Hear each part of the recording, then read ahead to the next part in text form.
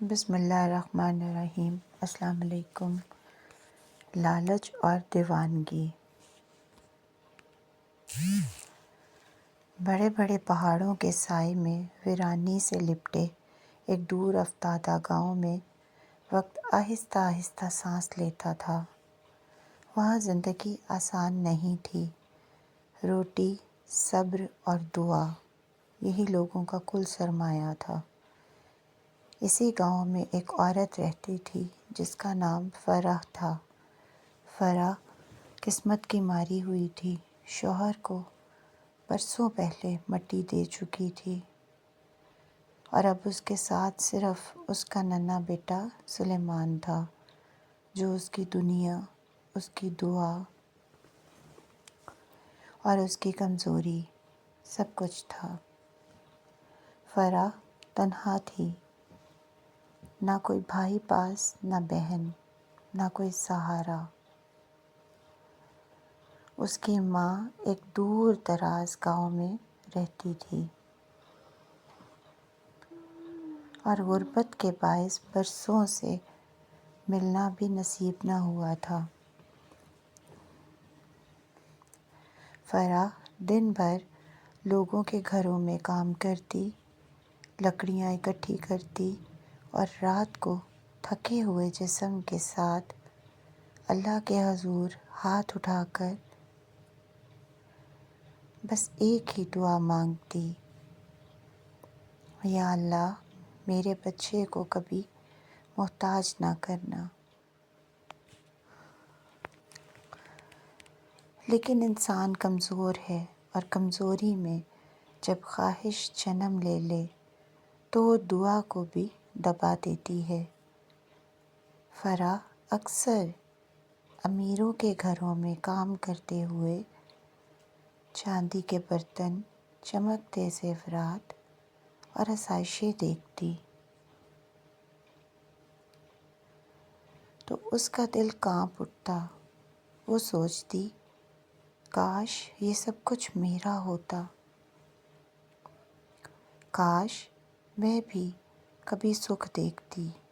یہ سوچ آہستہ آہستہ لالچ میں بدلنے لگی، اور لالچ جب حد سے بڑھ جائے تو انسان کو اندر سے کھا جاتا ہے۔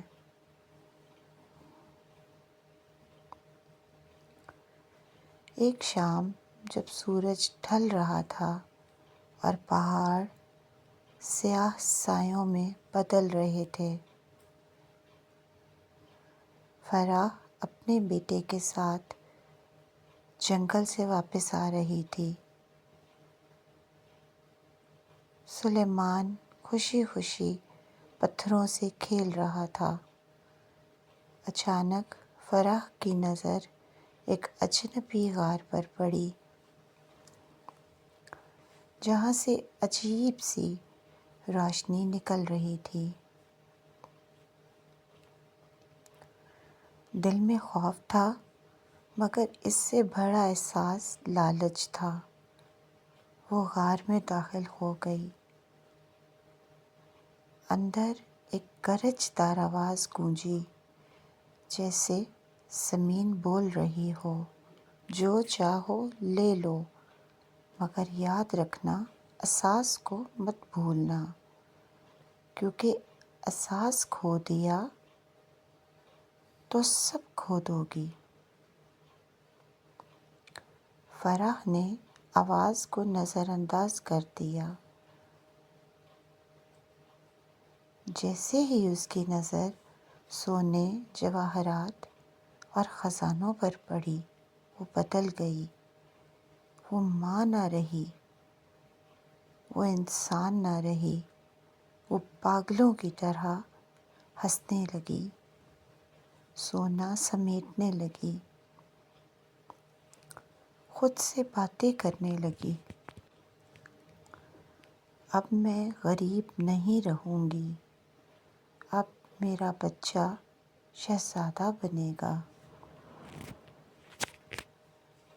سلیمان اس کا دامن کھینچتا رہا، روتا رہا، مگر لالچ نے فرح کو اندھا کر دیا۔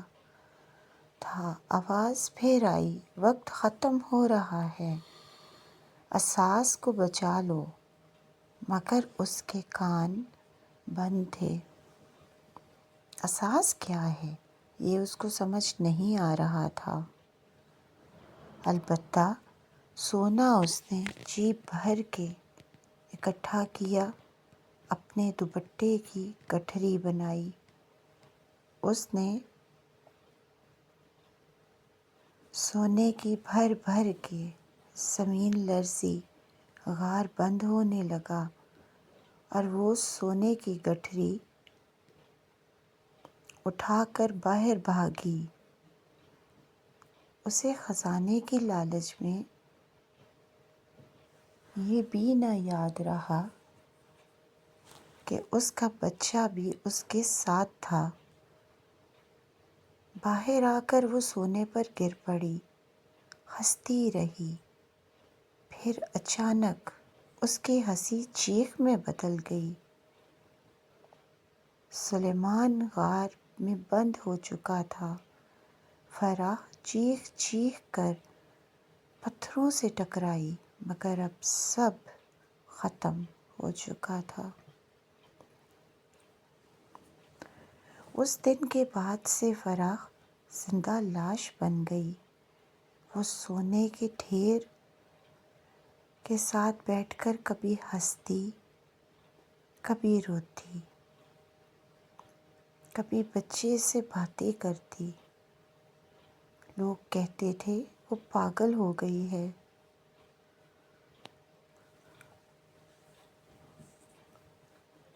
راتوں کو وہ دیواروں سے سر ٹکراتی، اپنے جسم کو نوچتی، جیسے درد سے نجات چاہتی ہو۔ آخر ایک رات وہ اپنے ہی جنون کا شکار ہو گئی۔ پتھروں پر سر مار مار کر اس کی سانس ہمیشہ کے لیے رک گئی۔ یہ خبر اس کی بوڑھی ماں تک پہنچی، جو کہ ایک دور دراز گاؤں سے کانپتے قدموں کے ساتھ آئی۔ اس نے لاش دیکھی، پھر سونے کے ڈھیر کو۔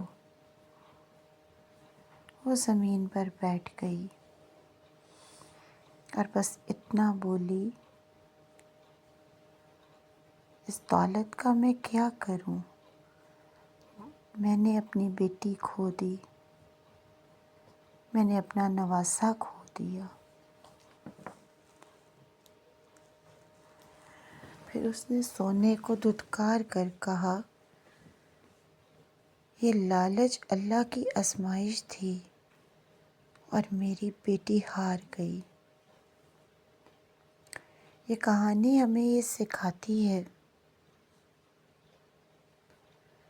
کہ لالچ ابتدا میں کھیل لگتا ہے، مگر انجام قبر ہوتا ہے۔ جب خواہش اللہ کی یاد سے بڑی ہو جائے تو انسان سب کچھ کھو دیتا ہے۔ یاد رکھو، دولت وسیلہ ہے، مقصد نہیں، اور جو اساس بھول جائے اس کے لیے ہر دروازہ بند ہو جاتا ہے۔ اگر آپ کو یہ کہانی اچھی لگی ہو تو اپنی رائے کا اظہار کامنٹ میں ضرور کیجیے گا۔ اللہ پاک ہم سب کا حامی و ناصر ہو۔ آمین ثم آمین۔ جزاک اللہ۔